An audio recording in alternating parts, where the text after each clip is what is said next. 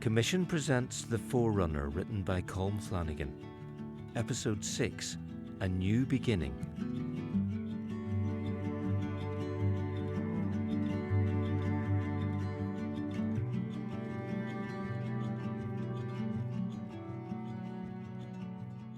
Some weeks passed after Herod had released me from prison, and I continued to visit John, my friend who remained in jail. I regularly met others who had followed him, and we discussed what might happen. John had always made clear to me that he saw his job as coming to an end. And one day, when I visited him, I found him in very low spirits. The jailer, who'd been so nasty to us when we arrived, now greeted me cheerfully, as well he might. He was being rewarded for his efforts by gifts from others of John's followers. Yes, your friend's in there, Hosea. He doesn't seem too happy today, though. Is something wrong? Oh, I don't know. I brought him some food a while ago, but I don't think he's touched it. See if you can cheer him up.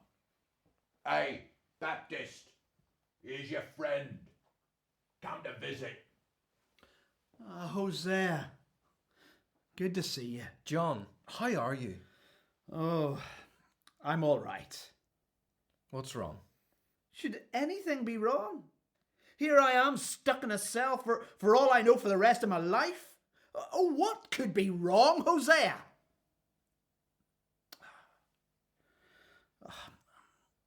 I'm sorry, Hosea.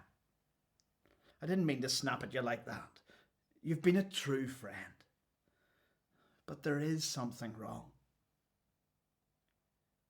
Do you want to tell me what it is? Was I mistaken about all this? You mean? The preaching, the belief in the Messiah, taking on Herod. What has it all been for? You said the Lord spoke to you, that you knew you had a job as the forerunner for the Messiah, Jesus. You baptized him. You are so sure he was the one. Yes, I was. But lying here day after day, I hear nothing. No voice from the Lord, no news about Jesus. It's been months now. Can I have been mistaken? I'm sure you aren't. I wish I could be. Can I do anything? Yes, maybe you can, Hosea. Go and find Jesus. I must know about him. Ask him straight out, is he God's chosen one? Then come back and tell me what he says. I can't live with this doubt all the time. And so I set out on my journey. One of John's other followers, Matthias, came with me. We travelled into Galilee, way to the north, because we'd heard that Jesus was there, near a place called Nazareth. And sure enough, one day we came upon him. I was amazed to find him in the middle of a crowd. He was teaching them, and for a moment I could almost see John there. But Jesus was different somehow. I couldn't quite put into words. He had an authority, that somehow he knew things that no one else did. Absolute truth. My friend John was having his doubts, but Jesus had no doubts. We moved closer and listened. So, I tell you the truth. Don't be judgmental of others, and God won't do the same to you. Don't be hard on other people, and God won't be hard on you. Forgive others, and God will forgive you. The way you treat other people will be the way God treats you. It's too easy to see the speck of sawdust in your brother's eye and not see the great big log sticking in your own. So how can you take out the speck with the big log getting in the way? When Jesus finished and the crowd began to move away, I followed him with Matthias at my side. We were stopped by a big fellow who planted himself in our way. Hey, just a minute. Who are you and where do you think you're going? The master is tired. He's finished for the day. Listen, I just want to talk to him. So do lots of other people. Come back tomorrow. This is important. And it's important that the master gets his rest too. Peter, what is it? Nothing, master. I'm just getting rid of some folk. Peter, let them talk to me. Remember what I was saying about being hard on people, Peter. And I recognize one of them anyway. Hosea, isn't it? Yes, Jesus. And your friend? I'm Matthias. I'm also a follower of John. And you could choose no better. Hosea, what news of my cousin? How is he? Not good, Jesus. Ah, I see. Come, we'll share a meal with you both. If you've come from Judea, you'll be tired and hungry, I expect. You can stay the night with us. That's all right, isn't it, Peter? Fine. Then we can talk. And tomorrow you can go back to John. After our meal, Jesus beckoned to us, and we walked down beside the sea, dark and calm now, as night approached. So, Hosea, what's the message you have from John? I'm sure he has sent you for a good reason. You know, he's in prison. Yes, I heard that. Is he being badly treated? Not really, but he is growing despondent. You see, he's beginning to have doubts. Ah, dear John. He's got the heart of a lion. What are his doubts, Hosea? He asked me to say something to you. Are you the one we should be looking for? Or must we wait for someone else? I see. I tell you what, go and tell him this. Blind people are now able to see, and the lame can walk. People who have leprosy are being healed, and the deaf can now hear. The dead are raised to life, and the poor are hearing the good news. God will bless everyone who doesn't reject me because of what I do. Will you tell him that? Yes, I will. I believe it is the answer he was hoping for, that you are the Messiah, the chosen one. And what about you, Matthias? What do you think? You have words which I don't quite understand, Jesus. But I agree with Hosea, Lord. That's good. So, reassure my cousin. Why don't we all rest now? Tomorrow will be a long day, and I'd like to hear more of what you have to say before we leave. And indeed we did. Even by sunrise they were gathering on the shore once more, and Jesus began to speak to them.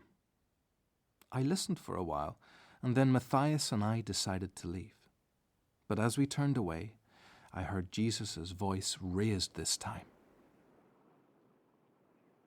Some of you know of John, the one called the Baptist. What did you really go out to the desert to see? Was he like tall grass, blown about by the wind? Or like someone dressed in fine clothes? People like that live in palaces. What then did you go out to see? Was John a prophet? He certainly was. I tell you, he was more than a prophet. No one ever born on this earth was greater than John. I knew now that there could be no doubt. Jesus was definitely the one we'd waited for, the Messiah, the Son of God. All of those titles seemed right for the man I'd just heard. Back in the prison, I reported what I had found. So, I have no doubts at all, John. Jesus is the Messiah, our Saviour. So it has all been worth it. Now I know that I've done the right things, said the right things. And once you're out of here... Out of here? Do you really think that's likely, Hosea? Well, you haven't done anything wrong. Do you think Herod cares about the law and justice? Well, maybe if you were to speak against him less harshly. What? I hardly think I'm going to do that. Just at that moment, we heard the jailer coming down the corridor. It sounded as though he wasn't on his own. John Baptizer, the guards are here to take you to the throne room. Your trial is about to start. Trial? Trial for what? Don't take it out on me. You know what Herod's like. Oh, yes, I do. Well, lead me on then, gentlemen, to the presence of our great leader. They left, and I went home, intending to return the next day to talk to John once again. So, John the Baptist, here you are again. I want to talk to you once more before I decide what to do with you. I don't know what we have to say to each other that hasn't already been said, but speak on, O King. Don't be impudent, Baptist. Don't you know that Herod has power of life and death over you? He has no power over the Spirit, madam. That is in the hands of God, and it will be He who will finally judge us all. Don't you lecture me, preacher man. My family have had royal blood for generations. And who are you, anyway? Just the illegitimate son of a minor priest. My father was a fine man, and a man of God's truth. All right, that'll do. I don't intend for this to become a slanging match between you two. Then, King Herod, it would be better if you sent this woman away. You know that you have disobeyed God's law and the laws of our people when you married her, your sister-in-law. Why, you Enough! Stop this. Calm down, both of you. None of this will get us anywhere. Herodias, my dear, I need to conduct this trial properly.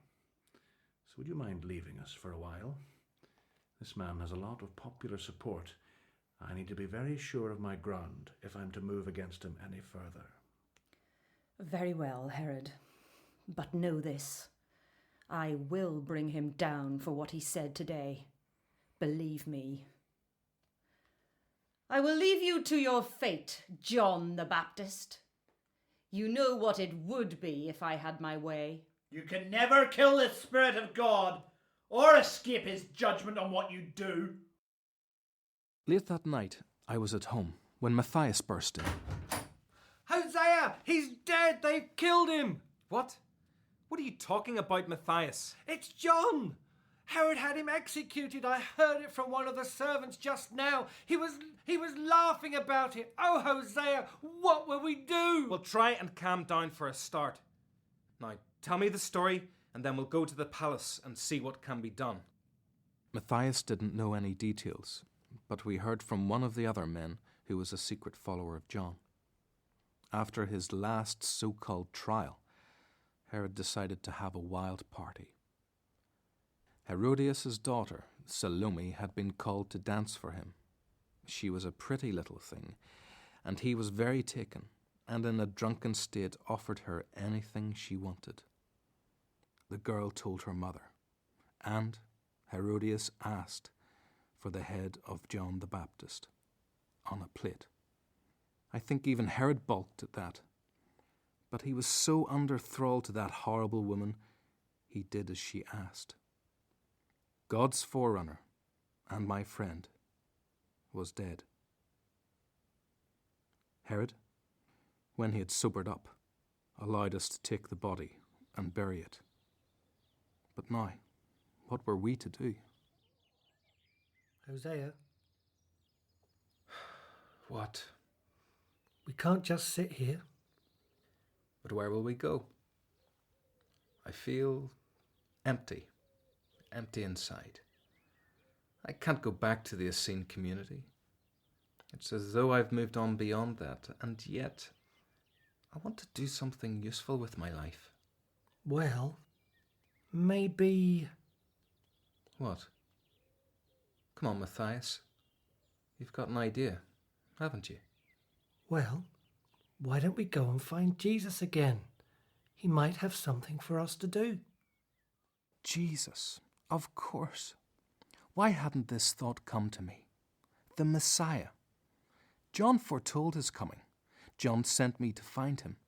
It all seemed clear now. This was the way forward for me. Jesus had words of life, just like John had. No, even more so than John. Because Jesus himself was the Son of God. It's only now, long after his death and resurrection, that I am beginning to understand all that it means. And I look forward to the day when I shall meet the prophet, the forerunner of our Lord Jesus, John, whom men called the Baptist, but whom I call simply my friend.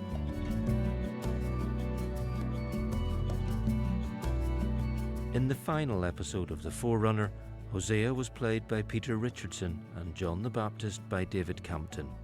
Other parts were played by members of the Commission drama team. The series was written and produced by Colm Flanagan at Commission Studios in Belfast.